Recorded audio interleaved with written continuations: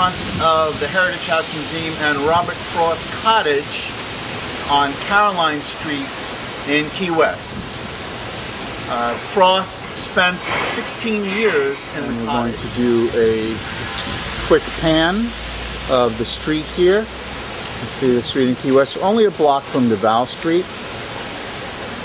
This is directly across the street, little Key West cottages. And that street, I'm not sure what that's called, and then back to the front of the museum. Hi, this is Professor Michael Minassian, and I'm standing directly in front of the Robert Frost Cottage, inside the grounds of the Heritage House Museum. I'm looking out at the beautiful gardens here at the museum.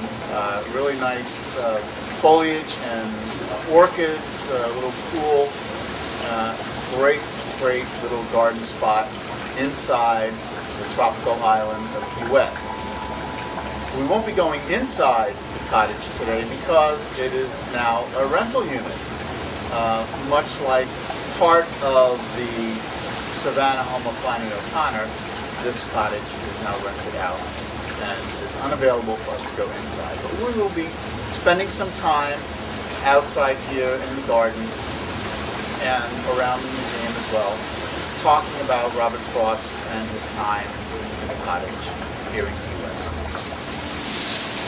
Okay, I'm just going to pan around this garden because it's a really remarkable looking place.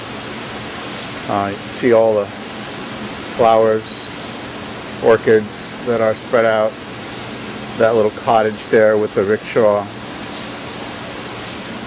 Great looking spot. The brick fireplace. That building that you're seeing now is actually the Heritage House Museum. I'm going to take a few steps back so we can get the orchids and this great tree, the trees. And I'm going to pan up a little bit so you can see that veranda there on the house. And more of the garden. And now you're coming into view is the Frost Cottage. Right there. And hi, Professor Minassian again for Eye and Literature, and we are inside the Heritage House Museum. I'm here with Roberta DePiro, the chairperson of the Robert Frost Poetry Festival. She's going to tell us a little bit about Robert Frost and the cottage and about the Poetry Festival, which we're really interested in hearing about. So what can you tell us, Roberta? Well, Robert Frost moved to Key West. He would winter here because he was sick and his wife was sick, and he would come down to Key West. And he befriended Jessie Porter, who lived in this location here at the Heritage House. She always called it the Heritage House. Heritage House even when she lived here. And she always liked to bring in literary people around her, and theatrical people and movie stars. They all came here to visit Miss Jessie. And so he lived here in the cottage, the shuttered cottage in the back here, and he would winter every winter here. And so it was really nice. And because of that, Jessie's daughter, Jean, wanted to start a literary festival in honor of Robert Frost's place of coming to stay here in Key West. And so that's how we started the Robert Frost Poetry Festival. All right. How many years did he come here? He wintered here for 16 winters. Mm-hmm. And according to Bob McFadden, who is a Robert Frost scholar, right. He first wintered here in December of '34 and stayed throughout, came back and forth until 1961.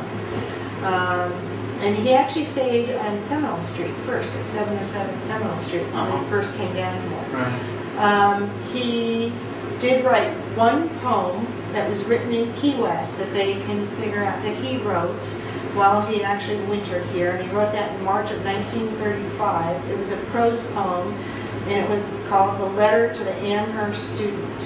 And it was published in the magazine or newspaper up at Amherst. Mm-hmm. So that is really the only poem that they think that Robert Frost actually wrote while he was here in Key West. But he also did allude to his winters here in some of his poems. Right. the first line, I guess it's called the poem The Mask, and I could be wrong on this. The first line talks about an oasis, and he often talks about the ocean swelling in some of his poems. Right. So that's what I know. Do you know if he knew or if he visited with other writers who lived in Key West at that time? He was known to have gone to a lot of times with, I think it was Thornton Wilder. Fort Wilder. Was here at the same time, and also Wallace Stevens. Wallace Stevens, right. Yeah, Wallace Stevens had a house here also in Key West. Yeah. Right. So I believe, you know, he tells stories of him and Wallace Stevens going to dinner and stuff. Okay, well, Roberta, thanks very much. Really appreciate spending the time with us today, and we're excited to hear about the Robert Frost Poetry Festival, and thanks for sharing your information about the cottage also. It's fascinating. Great place down here at Heritage House Museum, and the Robert Frost Poetry Festival sounds like a terrific event. Thank you. April 9th through the 13th. And it's every year, so if you miss this year, you can come next year. That's right.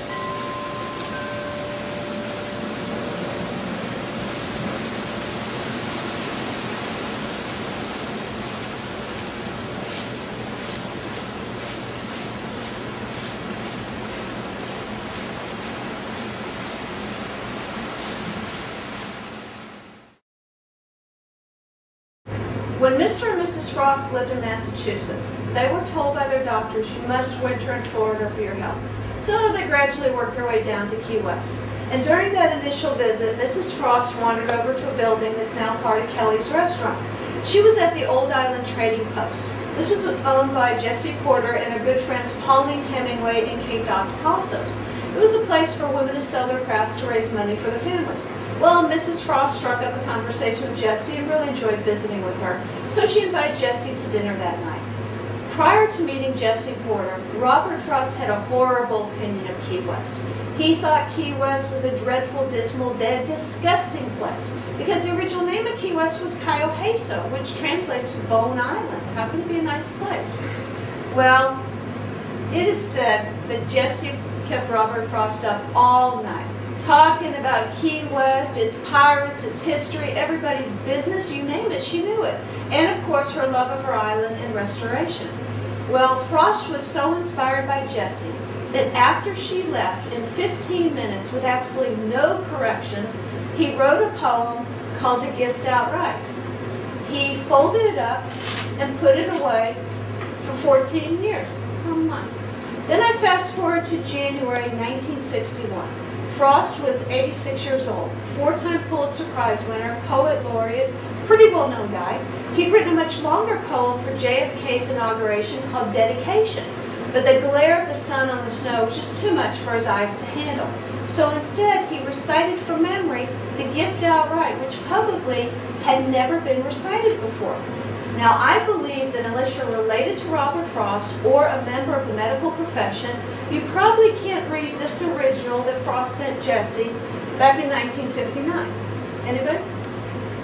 Okay, well, if you'll allow me, I happen to have this soon-to-be very old piece of paper that I will share with you. The Gift Outright. The land was ours before we were the land's. She was our land more than 100 years. Before we were her people, she was ours.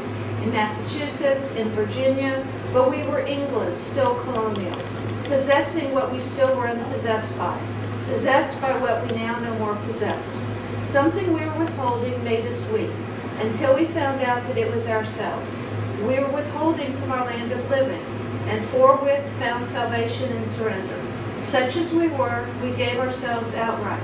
The deed of gift was many deeds of war, to the land vaguely realizing westward, but still unstoried, artless, unenhanced, such as she was, such as she would become, Robert Frost. Now, as far as JFK knew, this was written for him. It was his inauguration. What, a re-gifted poem? On this top shelf, I have another story to share with you. This contains part of Jessie's wonderful collection. At the holidays, Frost sent each friend a holiday greeting in the form of a poem that was not previously published. It was illustrated, it was inscribed, And his hope was that each friend would have something that would gain in value and help keep Frost's name alive. I don't think anything more. This is Professor Minassian from Key West, Florida, the Robert Frost Cottage, saying goodbye for Eye on Literature.